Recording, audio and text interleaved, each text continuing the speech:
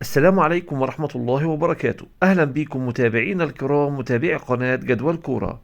في هذا الفيديو جدول ترتيب البطولة المغربية بعد نتائج مباريات اليوم الخميس 19/12/2024. وفي البداية لا تنسى الاشتراك في القناة والإعجاب بالفيديو ليصلك كل جديد. وأسفرت مباريات اليوم عن النتائج التالية: فوز الرجاء على الاتحاد التركي بهدفين مقابل هدف، وتعادل الجيش الملكي والوداد بهدفين لكل فريق، وفوز نهضة بركان على النادي المكناسي بثلاثة أهداف مقابل لا شيء. وبعد هذه النتائج يصبح ترتيب الدوري المغربي كما يلي: نهضة بركان في المركز الأول برصيد 30 نقطة، نهضة الزمامرة في المركز الثاني برصيد 24 نقطة، الوداد في المركز الثالث برصيد 23 نقطة،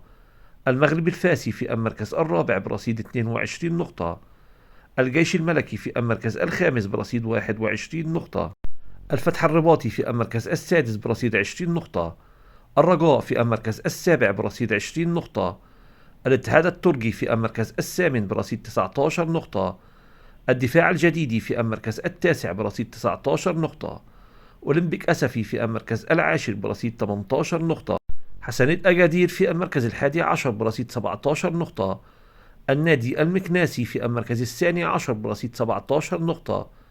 اتحاد طنجة في المركز الثالث عشر برصيد 15 نقطة، شباب السوالم في المركز الرابع عشر برصيد 14 نقطة،